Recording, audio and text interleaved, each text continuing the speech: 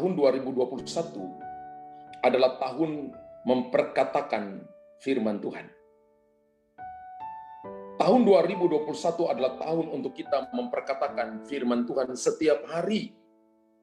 Di dalam keadaan apapun, jaga perkataan kita dari kata sia-sia yang melemahkan iman kita. Yang kedua, tahun yang akan menghadirkan banyak masalah dan persoalan bagi kota-kota maupun bangsa-bangsa di all nation, seluruh dunia. Akan terjadi banjir, akan terjadi gempa bumi, akan terjadi sampar, dan penyakit-penyakit baru yang belum pernah diketahui manusia, yang belum ada sebelumnya, yang akan membuat manusia menjadi ketakutan, dan akibat dari bencana dan wabah yang datang memukul bumi, membuat manusia menjadi takut, bukannya bertobat tapi menghujat Allah, menghujat Tuhan. Mereka tidak mau bertobat dari dosa-dosa mereka. Ketika keadaan ini terjadi, gereja harus berdiri dan berdoa agar umat Tuhan tetap kuat dan tetap percaya kepada Tuhan tanpa bimbang dan ragu. Yang ketiga,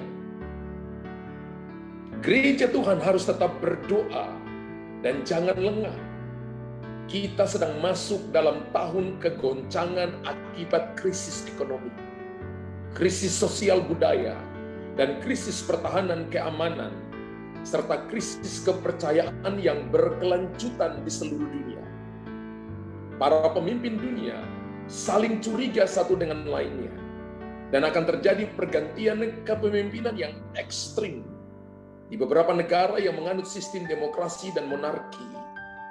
Akan terjadi pemberontakan yang ekstrim di beberapa negara yang mengakibatkan jatuhnya korban jiwa karena perebutan posisi dan jabatan, baik itu kedudukan sebagai presiden maupun itu raja-raja.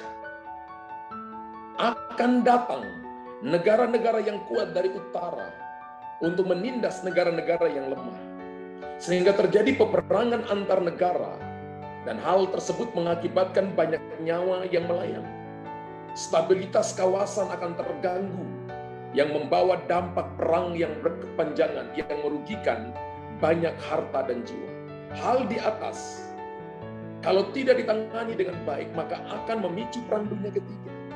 Sebab perang dunia ketiga akan terjadi dengan tidak terduga-duga, dengan bangsa yang tidak terduga-duga.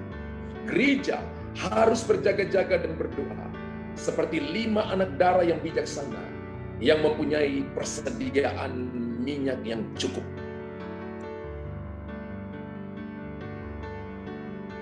Gereja yang terus memperkatakan firman Tuhan dan menghidupinya akan bersinar dan menjadi terang di masa-masa sukar. Mereka akan menjadi kuat dan diberkati. Tahun 2021 akan menjadi tahun pelimpahan kekayaan bangsa-bangsa yang akan mengalir kepada orang benar. Orang benar di sini adalah mereka yang memperkatakan firman Tuhan dan menghidupinya setiap saat. Tuhan akan membuat perbedaan kepada mereka untuk membuktikan bahwa orang benar bukan hanya hidup dari roti saja. Roti di sini adalah hal jasmani, hal-hal yang ditawarkan dunia. Tetapi mereka yang suka perkatakan firman dan menghidupinya akan hidup karena firman Tuhan.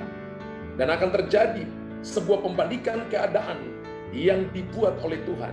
Yang tadinya keadaan kita seperti padang gurun, kering, tidak ada hasil, sekarang menjadi kebun buah-buahan.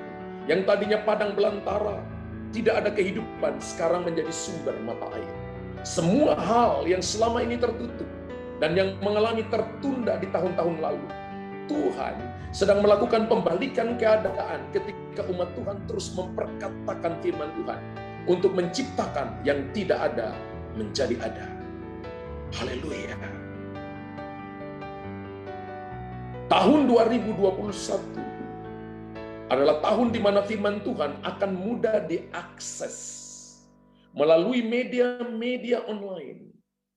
Keadaan ini datangnya seperti gelombang laut yang tidak terbendung lagi dan akan menjangkau seluruh bangsa. Sebagai suatu persiapan untuk kedatangan Tuhan pada kali kedua dan untuk menggenapi nubuatan Alkitab bahwa Injil kerajaan ini akan diberitakan sampai ke ujung-ujung bumi, barulah tiba kesudahannya. Gereja-gereja yang terus berdoa, berpuasa, dan memperkatakan firman Tuhan dan menjadikan ini sebagai gaya hidup, mereka akan mengalami suplai dari Tuhan. Dan hamba-hamba Tuhan yang hidup benar, hidup sesuai dengan firman Tuhan, akan dilindungi dan dijaga sendiri oleh Tuhan dari badai krisis dan dari sampar. Akan datang pelayanan, akan ada pelayanan malaikat bagi umat Tuhan yang setia memperkatakan dan menghidupi firman-Nya. Sebab Tuhan punya rencana besar atas mereka untuk menyiapkan mereka menjadi pionir atau penggerak untuk masuk dalam zaman baru setelah seluruh dunia dilanda COVID-19. Tahun 2021 sedang terjadi sebuah pergeseran pergerakan dari denominasi kepada pergerakan semua orang kudus. Gereja Tuhan harus segera berbenah dan mengikuti tuntunan Roh Kudus dalam memasuki zaman baru ini. Gereja harus memperhatikan ke arah mana Tuhan sedang bergerak dan memimpin umatnya. Keadaan ini sama seperti yang terjadi di padang gurun ketika Tuhan memimpin mereka dengan tiang api dan tiang awannya. Siapa bertelinga hendaklah ia mendengarkan apa yang dikatakan Roh kepadanya. Kebiasaan-kebiasaan saat beribadah tidak lagi fokus, tidak lagi terfokus pada bangunan fisik saja, tapi jangkauannya akan lebih luas dan tanpa batas. Sebab Roh Kudus sedang memakai media-media daring online untuk membawa pesannya bagi seluruh bumi. Dan setiap orang baik kecil dan besar sedang dipakai oleh Tuhan untuk membawa pesan yang akan menyatukan seluruh tubuh Kristus tanpa melihat label denominasi. Dan tidak lagi terfokus ke satu orang, tapi semua orang yang memberikan hatinya pada Tuhan akan dipakai oleh Tuhan. Perhatikanlah, Tuhan sedang melepaskan roh yang lapar dan haus akan Tuhan kepada umatnya. Dan hal itu datangnya dari Tuhan seperti air yang menutupi bumi untuk memuaskan umat kesayangannya. Tuhan sendiri yang akan memberi mereka makan melalui mulut hamba-hambanya yang sudah dipilih dan dikuduskan untuk melakukan kehendak-Nya. Mereka ini adalah generasi di bawah 50 tahun yang sedang dibangkitkan oleh Tuhan untuk melakukan kehendak-Nya yang akan disertai dengan tanda-tanda heran dan mujizat. Sebab setiap firman yang keluar dari mulut Tuhan tidak akan pernah kembali tanpa menghasilkan buah. Amin. Kejadian 1 ayat 1, Yesaya 11 ayat 9, Yesaya 50 ayat 4, Yesaya 55 ayat 11, Roma 9 ayat 6a, Amos 8, 12, 1 Korintus 12, 27, Yoel 2, 28 sampai 32. Makassar, 10 November 2020.